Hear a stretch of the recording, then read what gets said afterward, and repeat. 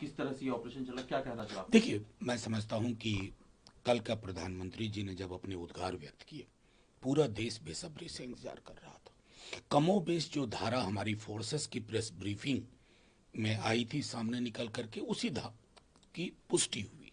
अच्छा लगा, देश के प्रधानमंत्री बोल रहे हैं।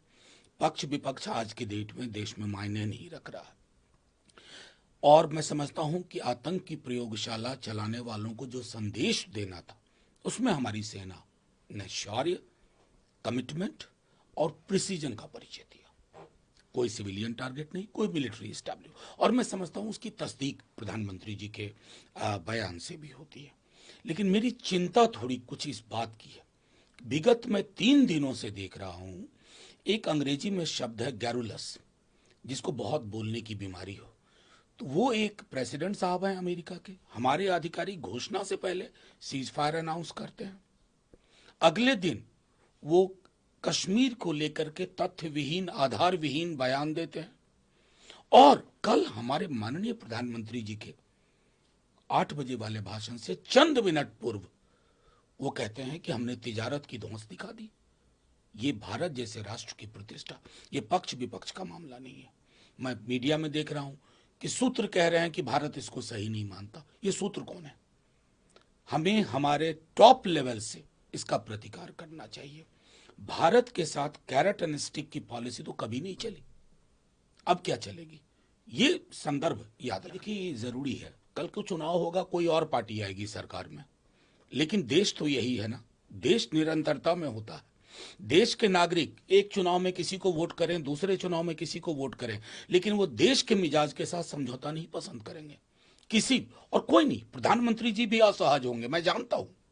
हर पॉलिटिकल पार्टी असहज है कि ये व्यक्ति खड़े होकर के कुछ भी कह रहे हैं।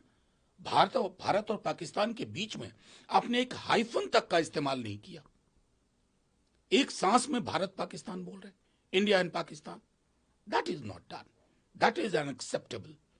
और ये हमारी non acceptance should be conveyed in an unambiguous manner, clear cut manner. Sir, एक स्पीच में थी, उन्होंने कहा कि न्यूक्लियर वेपन वाली ब्लैकमेलिंग अब नहीं चलेगी। क्या ये संदेश पाकिस्तान के अलावा उन देशों के लिए भी है जो इस लड़ाई में पाकिस्तान के साथ खड़े दिख रहे हैं? मुझे देखिए, ये तो बोलना ही था, और अच्छा है माननीय प्रधानमंत्री जी ने बोला। फर्क एक है, दुनिया इस फर्क को जानती है, पता नहीं उनकी क्या मजबूरी है, चुप रहते हैं। लगातार आपके माध्यम से मैंने कहा है कि एक फंडामेंटल डिफरेंस है इंडियन आर्मी के परसोना में और पाकिस्तानी आर्मी के परसोना में। पाकिस्तान की आर्मी या तो स्वयं सरकार में रहती है अयूब खान के टाइम से, या अपने मर्जी की सरकार बनाती है। इंडिया की आर्मी पॉलिटिकली अनएफिलिएटेड है, प्रोफेशनल, न्यूट्रल, कमिटेड। इसलिए एक रोग स्टेट की आर्मी और एक रिस्पॉन्सिबल स्टेट की आर्मी के फर्क के संदर्भ में भी इसको देखा ना जाना चाहिए। एक चीज मैं आखिरी टिप्पणी संदर्भ में करूं, माननीय प्रधानमंत्री जी को उच्च स्तर पर पक्ष विपक्ष के सब लोगों को लेकर के ये तय करना होगा कि दुनिया में हमारी डिप्लोमेटिक और पॉलिटिकल इनिशिएटिव्स में ऐसी चीजें की जाए कि जो हमारे दोस्त हैं वो पर्दे के पीछे से दोस्ती ना बताएं, सामने आके इजहार करें। आज दुनिया में उस पोजीशन की जरूरत है। सर, स्पेशल सेशन की भी मांग है, हालांकि शरद पवार जी अपने हिसाब, अपने इस दायरे में, इसमें सब दलों की अपनी स्वतंत्रता होनी चाहिए। और उन्होंने कहा कि सेंसिटिव मामला है, तो सेंसिटिव तो 1962 का वॉर था, ये तो फुल स्केल वॉर भी नहीं था। We just hit their laboratories of terrorism.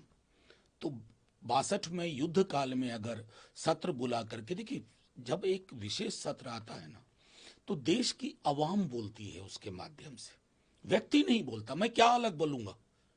सेना के शौर्य को सलाम करूंगा, और जो संदेश अमेरिकन एस्टैब्लिशमेंट को देना है वो सब मिलके देंगे, ताकि ये ना एहसास हो कि इसमें इंडिया ब्लॉक का अलग फर्क है, एनडीए का अलग फर्क। इस मामले में हिंदुस्तान, भारतवर्ष एक तरह सोचेगा। सर, लेकिन भारतीय जनता पार्टी ऑपरेशन तिरंगा यात्रा निकालने जा रही है। कांग्रेस पार्टी भी एक यात्रा 1971 की लड़ाई को लेकर के निकालने जा रही है। मैं चाहता हूं कि इस पर कम से कम हम सब एक जैसा सोचें। और अभी सबसे बड़ी तिरंगा यात्रा तो वॉशिंगटन डीसी में निकालनी चाहिए। इनके तो ओवरसीज फ्रेंड्स बहुत हैं, वहां निकालें। उनको बताना जरूरी है कि तिरंगे की अहमियत क्या है। यहाँ तो दिल में तिरंगा लेके लोग बैठे हुए हैं भाई। इम्तियाज जिनका छपरा के इम्तियाज, वो यहाँ दिल में तिरंगा है, इस देश के कण कण में तिरंगा है। यात्रा तो वॉशिंगटन डीसी में निकाल के उस व्यक्ति विशेष को बताने की आवश्यकता है। सर, एक पंजाब से खबर आ, वहां पर जहरीली शराब पीने से अमृतसर में 14 से ज्यादा लोगों की मौत की खबर आ रही है, क्या कहना है? देखिए, मैं बिहार में भी ये घटनाक्रम देखता हूँ, पंजाब में, गुजरात में दिखता है। ये एक सिंडिकेट है और इस सिंडिकेट की बहुत पहुंच है। अक्सर क्या होता है ना कि हम कंजम्पशन करने वाले को अटैक करते हैं, सप्लाई साइड अनटच्ड रह जाती है। वो थ्राइव क्यों कर रहा है, ये चिंता का विषय होना चाहिए।